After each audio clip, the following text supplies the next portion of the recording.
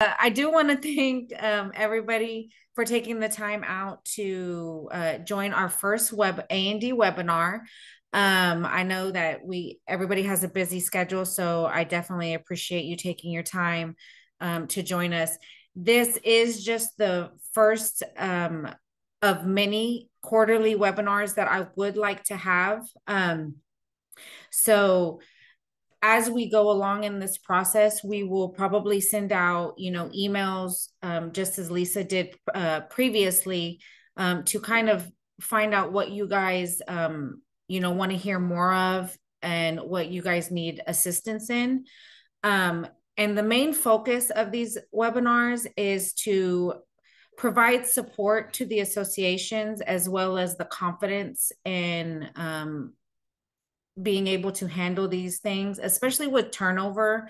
Everybody is a volunteer, and a lot of the times A&D is a very, very hard position to fill, and it can be very overwhelming in learning all of the ins and outs of it. So the main goal for the quarterly seminars is to is definitely to help the associations. And again, if there's ever a webinar that you guys want to me to focus on, send in the information, and we will definitely do those. So a couple of things before we start. Lisa is on. She is my right hand. I tell you, I would not know what I would do without her. I was gonna say Carlos, but David is my left hand. No. No, Lisa is definitely always available for you guys. She works in our office. She oversees the A&D email. So as we go through these processes, while we are giving you the tools and the knowledge, always know that we are still here to support you guys. And it's always okay to err on the side of caution. If you don't know, if there's a lot of gray areas, please email us, email Lisa, and we'll help you figure out. So with that said, Lisa, if you want to get this bad boy going. All righty. So today's webinar is basics, understanding the discipline in soccer, and a guide for A&D personnel.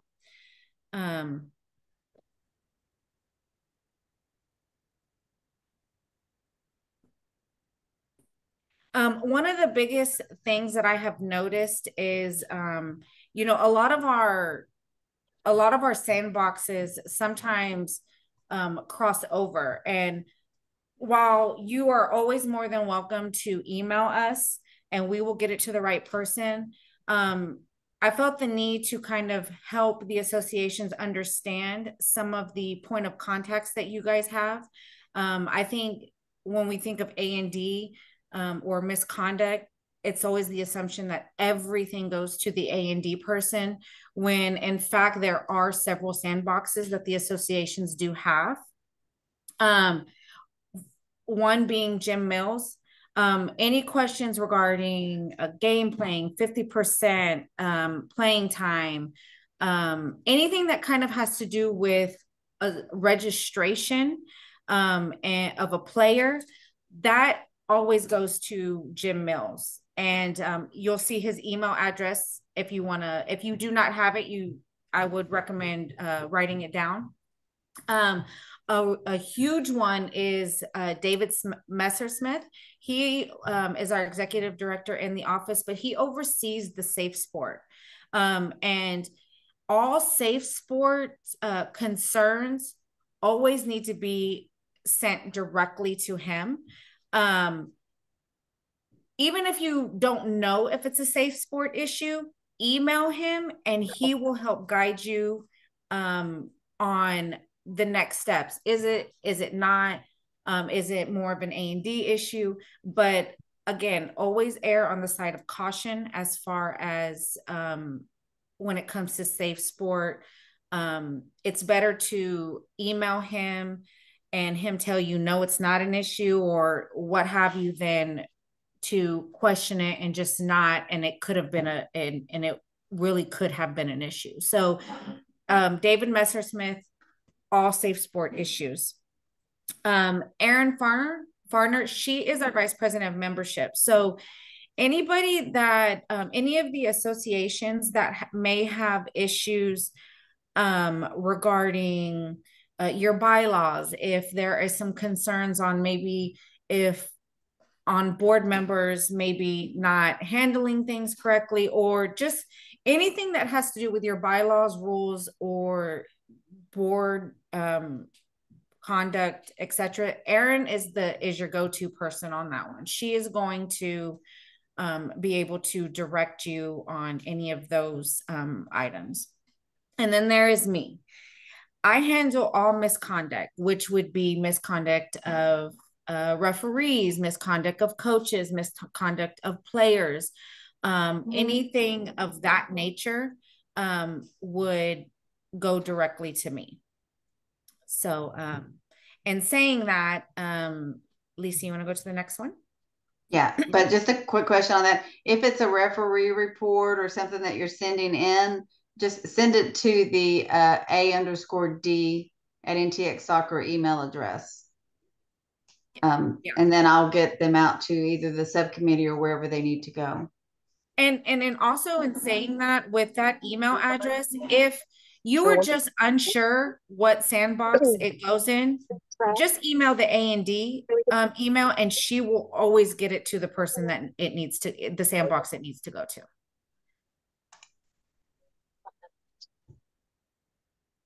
And again, this is just really our agenda. We're going to go over points of contact, the authority, misconducts towards a referee, which is huge, your responsibilities of A&D, complaints, and then, you know, we're going to cover where you can find documents and the links. So authority 3.11.3, all participants in youth and adult soccer within the NTSA jurisdiction agree to and abide by articles of incorporation, local playing association rules, USSF and national association rules, and violations may result in disciplinary action, including publication and NTSSA suspension. Guys, if you can kind of just, oh, there we go. All right, Lisa.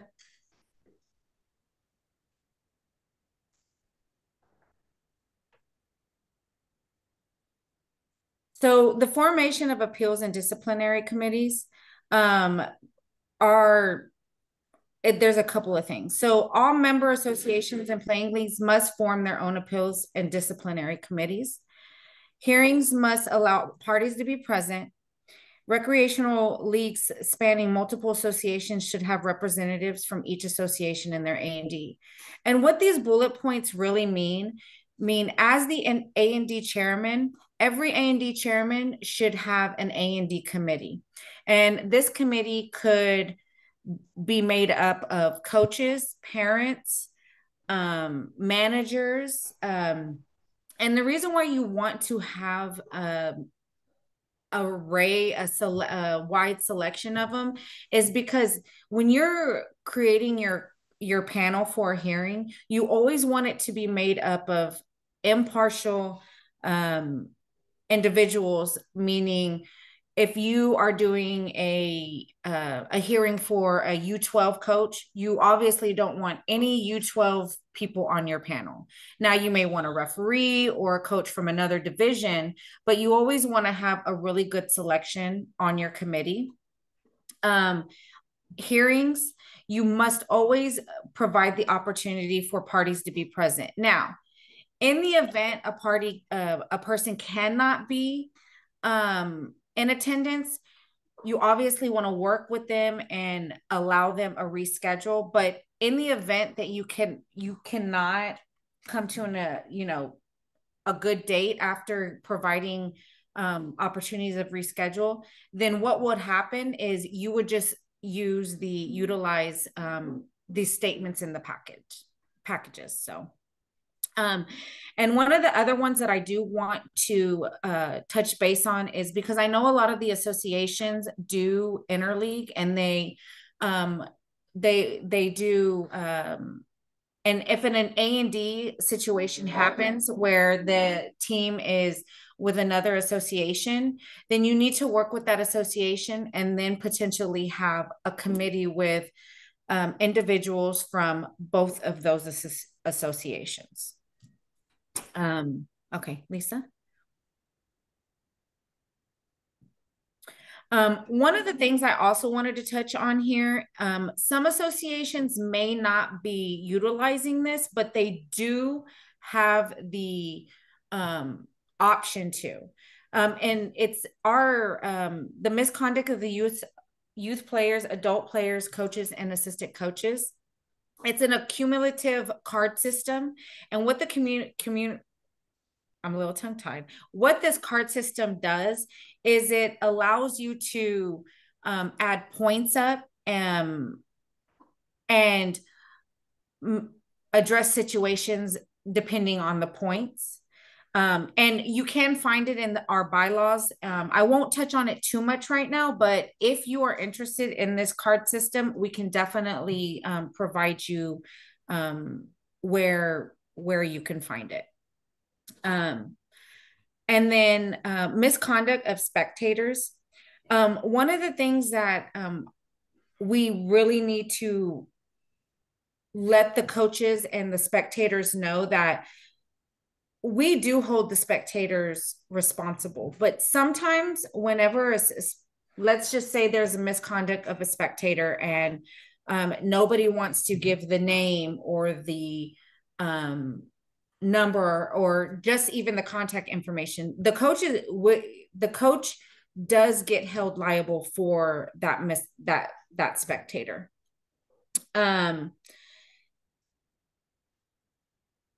Sorry.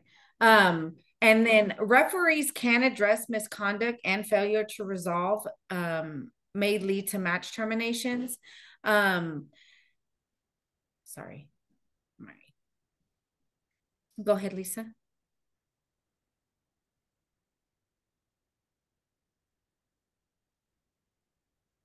The next thing I do want to touch base on is misconduct towards a referee. And I feel like that is the biggest concerns that I have in my sandbox. I think 98% of the situations that we get is referee assault or misconduct or abuse. And I first want to say that anything that has to do with referee abuse, misconduct, assault has to be sent in to North Texas. What we do is we will send it to our subcommittee. And if the situation is severe enough, it will go to our executive committee. And by going to the executive committee, it gets the hearing is held by North Texas board members. Janet, she chairs all of our more severe referee assault hearings. And then we have the North Texas executive committee sits on those panels. And even if you aren't sure if it constitutes a level of severeness, please send it in to us and let us review those. And what we will do, our subcommittee will either advise that we will hear it, or we will advise that it gets remanded back and for your local association to hear it. And there you go. Here are three options. And this is what our subcommittee does. One of the things that I also want to mention is when you are sending in these referee reports, we are more than happy to take written statements, but it is extremely helpful when the referee, when you send in an actual referee report, because the referee report the way that it is formatted, it it helps us better to understand the situation. And going on to this, as an A&D, your responsibility is to always stay impartial to every situation. And I think sometimes there is some confusion within the association boards that A&D, for all intents and purposes, is its own entity because you have to stay impartial. The A&D chairman is responsible and is the one that makes decisions regarding how to handle misconduct. They cannot be swayed by any of the board members, they shouldn't be. They should always make the decisions based on their bylaws, their rules, and the statements and information that comes in. Go ahead, Lisa.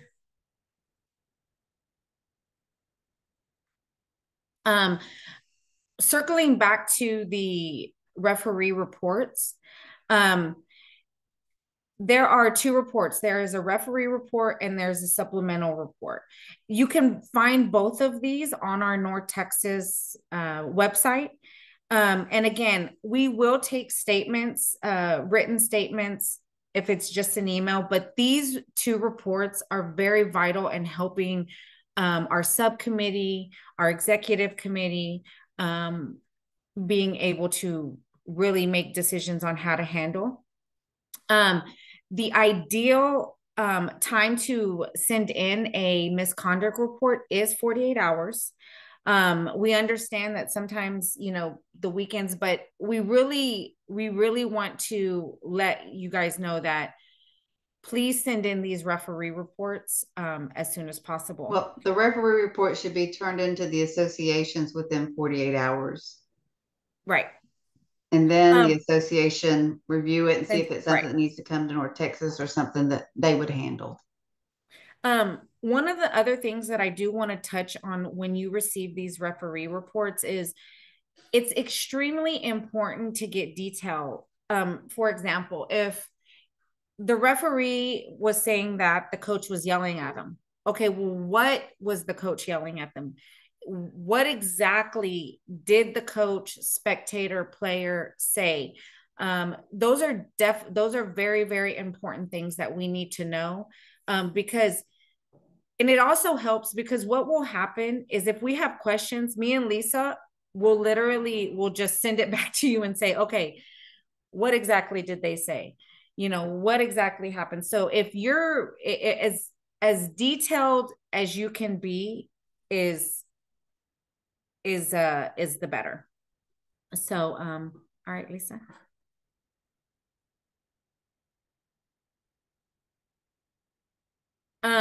One of the things that I do want to mention is this: no disciplinary action beyond what is required by the rules may be issued without individual being given an opportunity to appear before an A&D committee. And what this means, you cannot hand out suspensions without a hearing.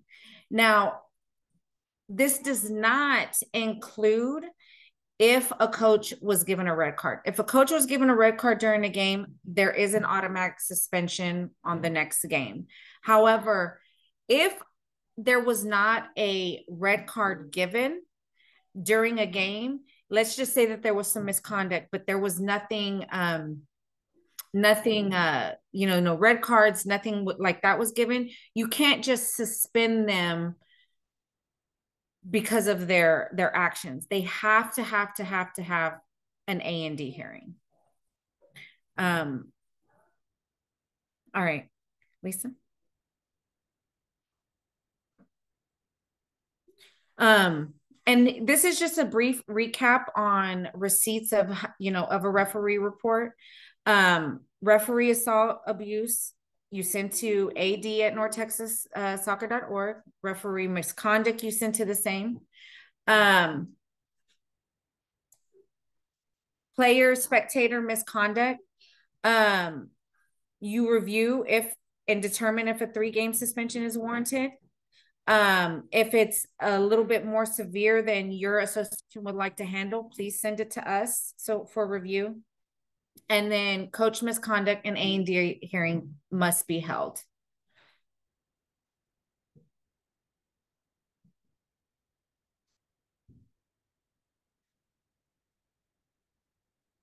So what do you do when you receive a complaint?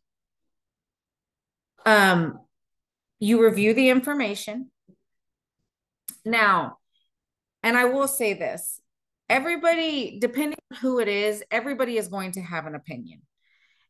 Everybody is going to say, well, is going to tell you what they think should be done. It is your job as an A&D to review the information. Did they violate a rule? If they violated the rule, what rule was that? Did you receive it in writing? And that is one of the biggest things. You will have a lot of people come up to you and say, give you a concern. Okay, you know what? I can absolutely address that. Please send it to me in writing.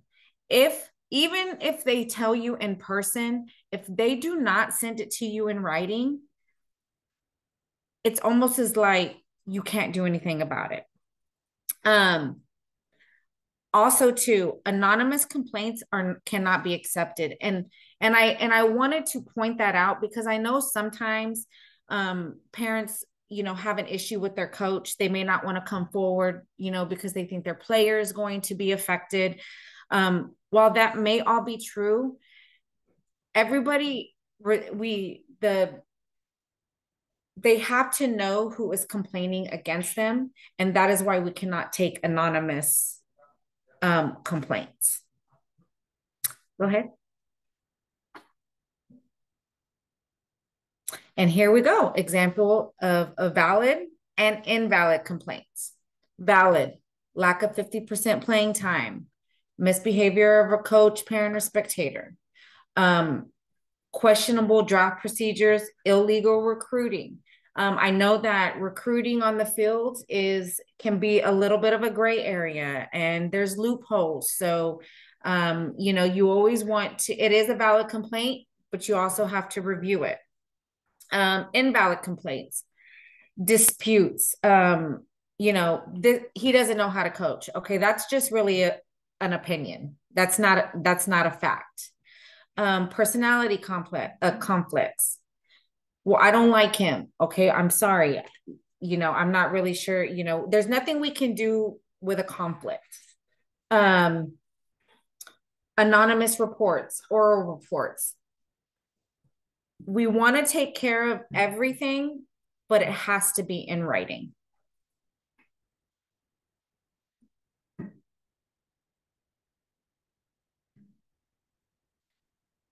You got it in writing. Now what? As I mentioned, A&D has to absolutely stay impartial. And sometimes, I will admit, it can be very hard. Depending on how long you've been with the association, these coaches, these parents, these managers, hey, the complaint could be against a board member. But you always have to make sure that you put everything aside and you stay impartial, especially when a board member, such as an A&D person, holds several different hats. If you're an A&D person, but you're also a referee, if you get a complaint against a referee, you have to make sure that you have your A&D hat on. You have to make sure that you're taking off your hats and you only have the hat on that you need at that time. Again, A&D chairman acts as the presiding authority, akin to a judge, while the committee serves as the jury. You are the chairman. When you hold a hearing, you are the chairman and you have your panel. When both parties are here, have stated their position, and it is time for the panel to, review.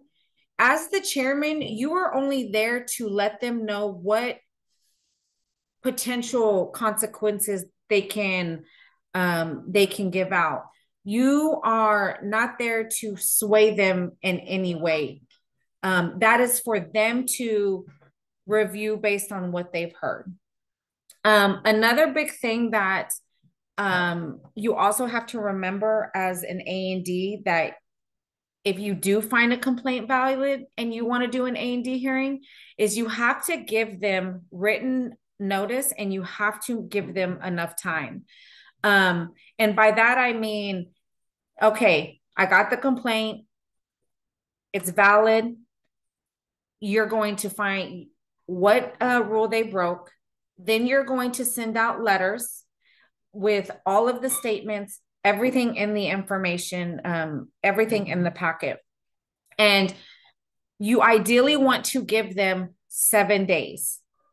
You can allow them one reschedule.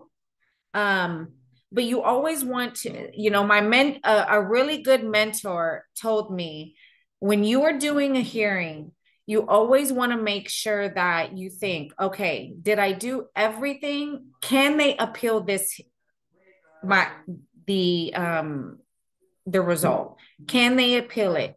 And we always want the answer to be no. So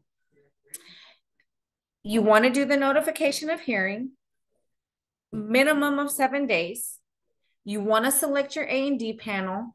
Make sure that there is no conflicts. One of the things that we do is we send it to everyone, ask them what their availability is, and then ask them if there are any conflicts regarding the person who is going to be held against potential charges. The hearing preparation. Now, it's ideal if you can do it in person. At the local association, it's ideal. You always want to make sure that your complaint, both sides, your defendant and your complainant, both has the same packet. You always want to make sure that, and a big thing also too is, if they have anything that they want to add to the packet, you have to give them a time frame in which to add.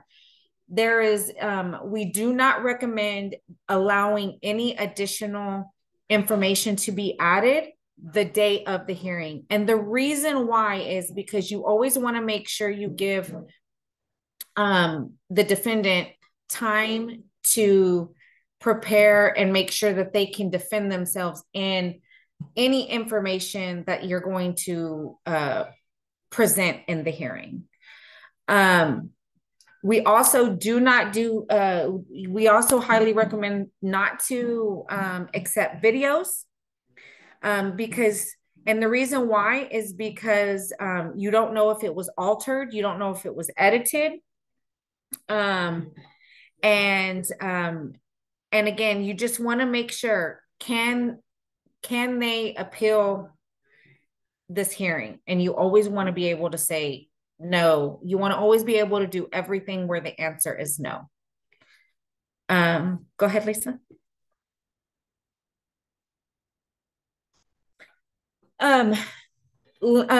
Document links. Now, some of the helpful ones are right to the party, right to the appeal. These are going to be able to go in a little bit more depth of information. And then we also have sample letters of everything. You can find any of these forms on our website under resources. Sorry, I thought I was muted. They will be, when I send this document out to everyone, these are hyperlinked. So straight from this document you'll receive in your email, you'll be able to click on all of these documents. All right. Go ahead, Lisa. That's it.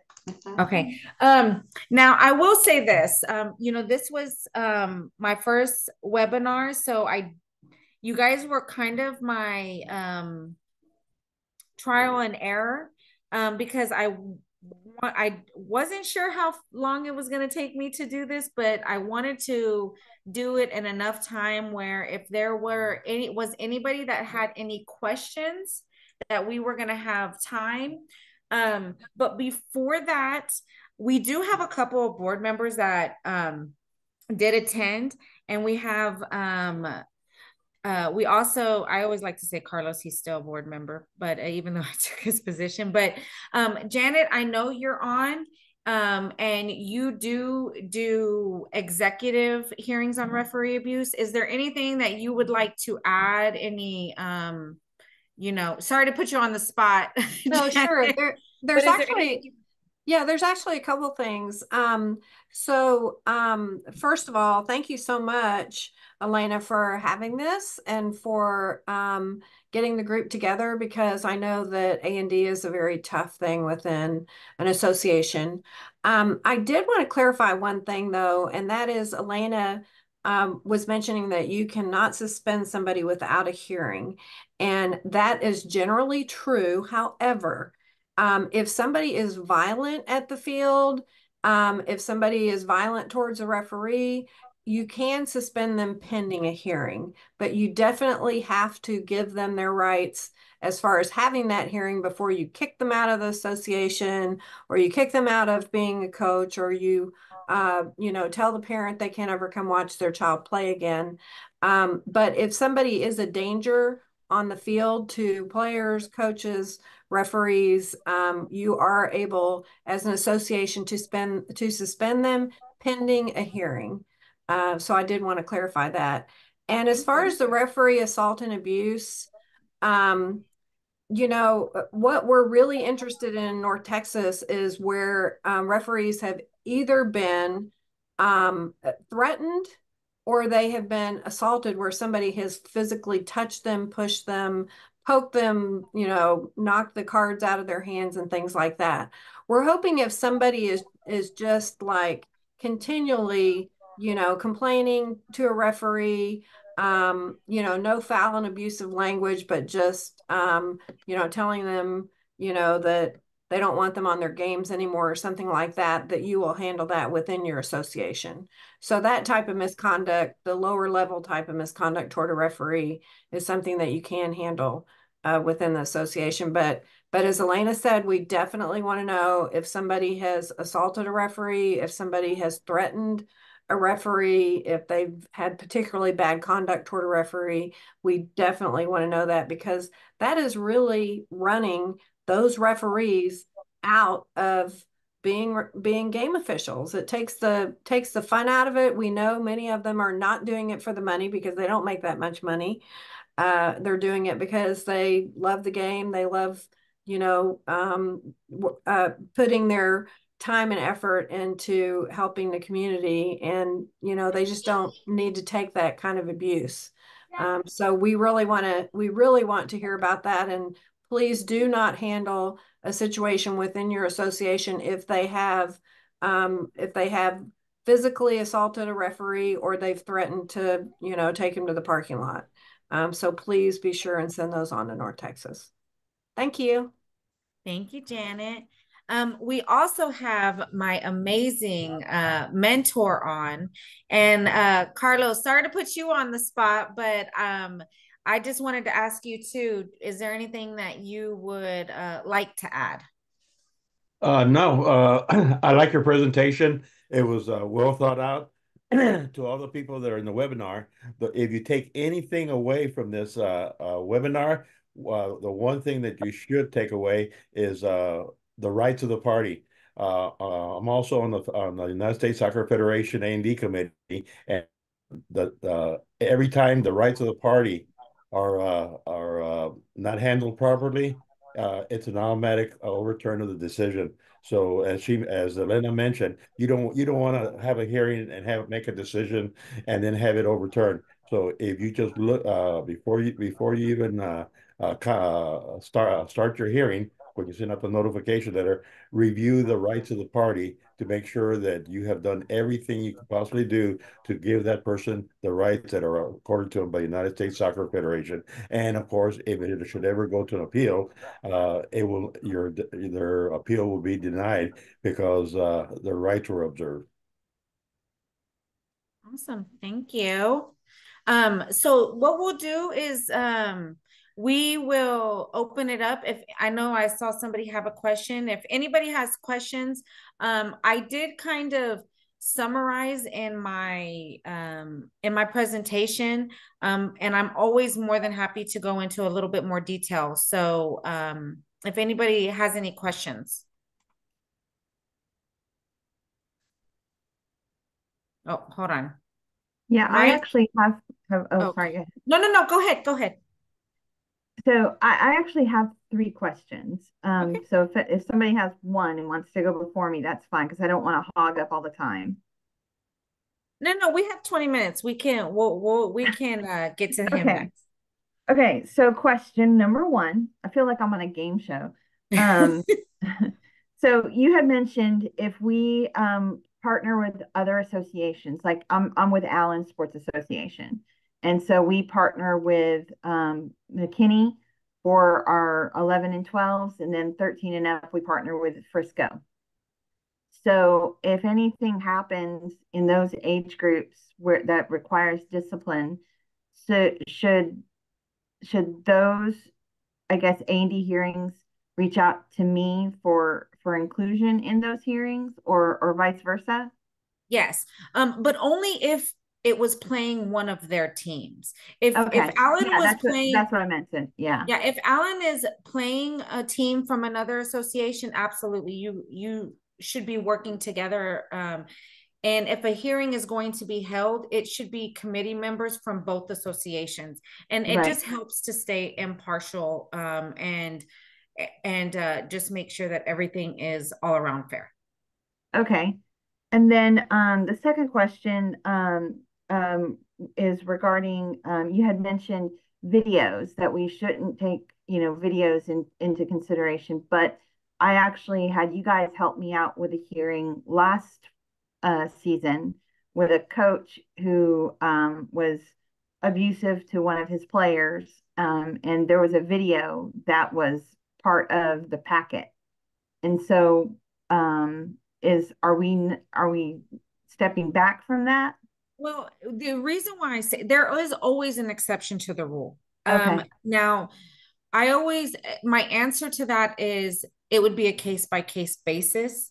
Okay. We don't normally like to, in the case of, let's say, the abuse, we would obviously probably evaluate that, and then depending, we would include it. But if it was just a game where somebody was yelling at someone and somebody was recording from a phone, those are more the situations that we don't recommend on the phones, because I mean, there's CapCut, there's so many video editing apps that you can do on your phone, and with AI, I mean, you never know, and you never know the extent of that someone is willing to take to implicate someone. So it's those situations. Again, it's always, there's an exception to the rule. And again, if there's abuse and there's, something like that, then obviously we would reevaluate in case by case basis. But it's more for the situations where it's just, yelling at someone and somebody recorded it through the phone.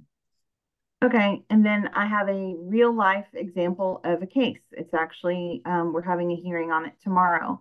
And so there's a parent that after the game was over, came across the field and started yelling like really bad things at another coach. And so it was enough for this coach to file a complaint that she felt threatened. And so it was, pretty detailed in her report that she felt threatened and felt very, very verbally abused, and did not feel safe around this parent.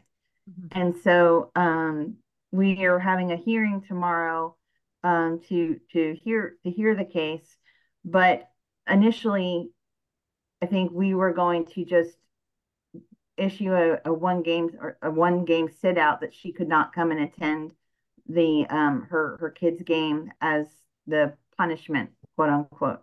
So is that something that we can do? Because there wasn't a red card issued because it was after the game. The referees made note of it. They actually, sent in reports, but they didn't issue any cards or anything.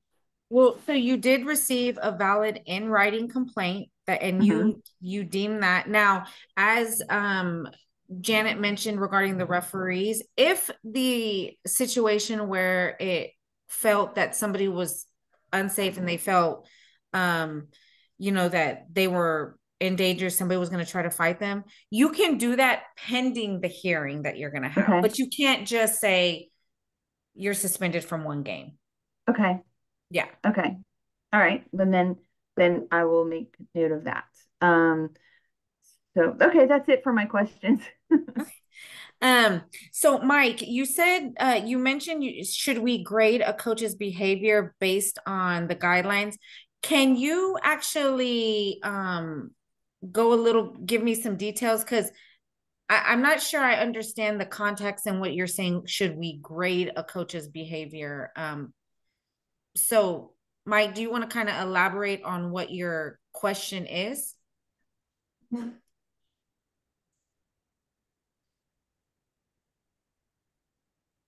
Mike? Oh, okay.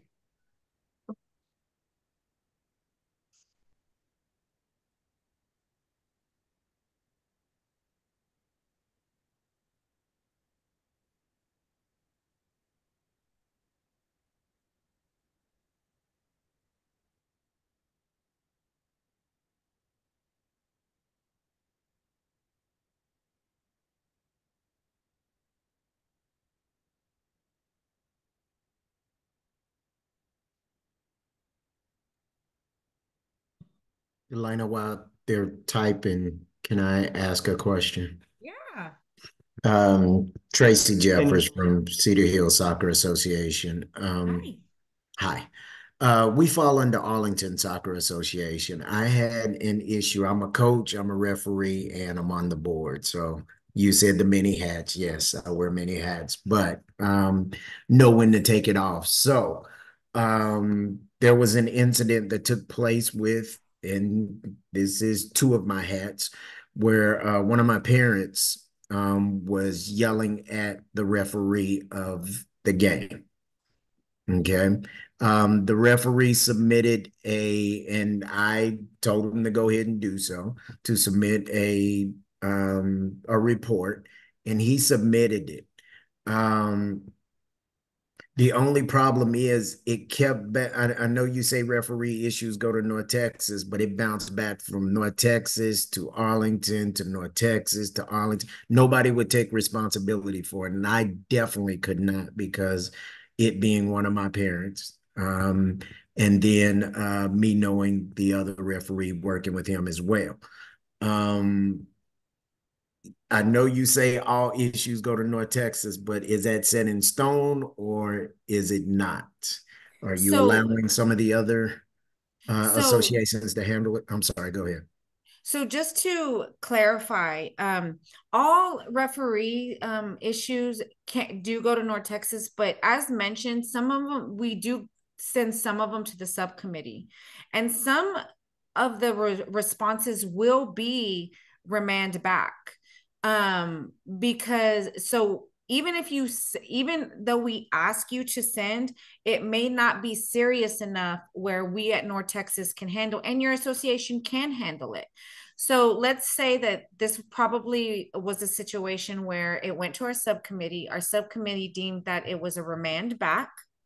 And when that happens is that we send it back to the person who sent it to us, and we let them know that your association can handle it. And what should have happened at that point was the A&D person of Arlington which because you're Cedar Hill, you could have stepped back, and that's totally fine.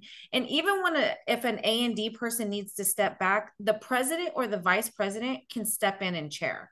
So if there is ever a conflict of interest, the vice president, or again, the vice president and the president can step in to chair the hearing if needed. So going back to that. So North Texas probably sent it back to Arlington and said, this is a remand back. Your local association can handle this, in which the Arlington Association would have said, okay, I'm going to do a hearing and I'm going to contact Cedar Hill to have, to give me a committee member. And then I'll use 2 of my committee members. So then you have somebody from your association, and then we have somebody from our association, and they would have handled the hearing locally. And then that's not, without knowing all of the details, that is what usually happens. So, and the reason why we do that is because there is sometimes gray area of who considers, you know, what referee misconduct. So that's why we always say, okay, send it to us, let our subcommittee review it, and then we may remand back. And if we remand back, then all that means, that's not saying don't handle it. That's all that's saying is that your local association can hold the hearing. Got it. Thank you so much. Yeah. Okay. Mike. Can you hear me now? Yes, absolutely. Oh, great. Sorry about that. So we had a coach use the F-bomb at a game. The referee didn't hear it. So no card was issued. However, a couple of his parents heard it, and he reached out to me and asked to be removed from his team.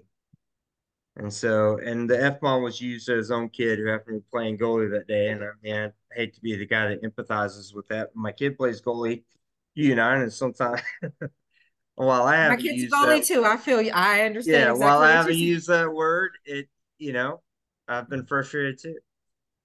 He was very apologetic. I told him while I talked to our board to, he had a game on Sunday. Don't go to the game on Sunday.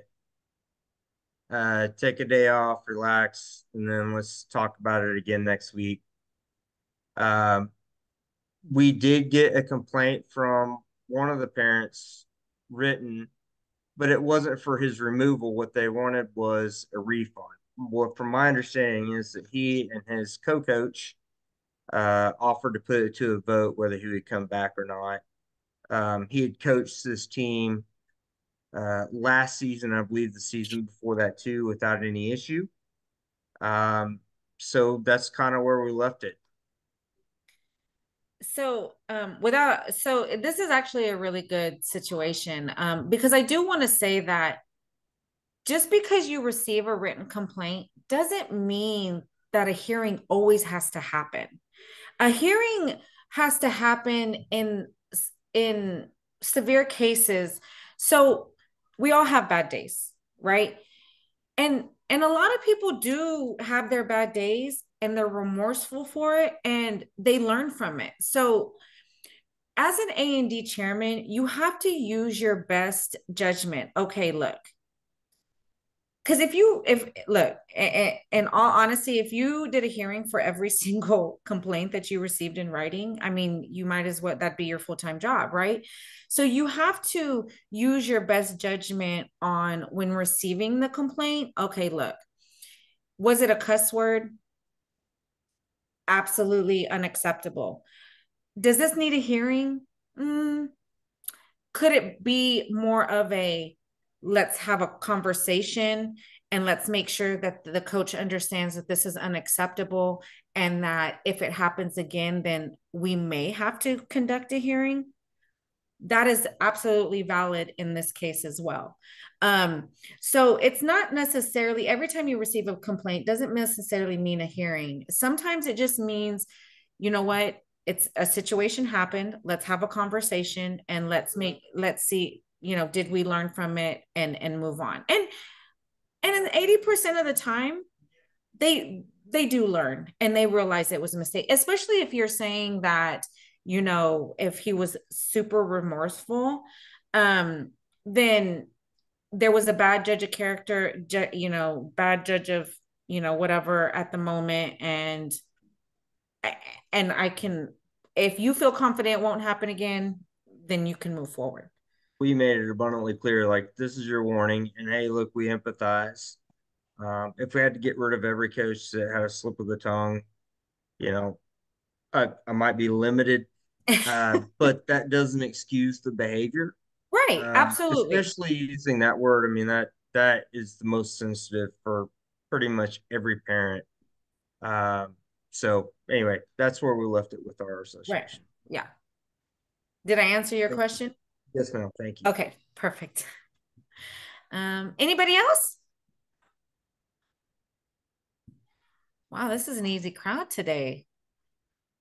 Yeah, I appreciate this. I mean, I've worn all sorts of different hats at ASA, and so I stepped back from being commissioner and thought, oh, I'll do A&D, and I think I'm busier as A&D chair than I ever was as commissioner. Yeah. And I've been league directors for all the different ages, so it's just Well, it's funny you say that, because me and Carlos will talk, and I'll say, "Oh my God, it's so quiet," and he's like, "All right, you just jinxed yourself." And then the next week, I get 20 different situations, and I was like, "Oh my God, I will never say that again to him again."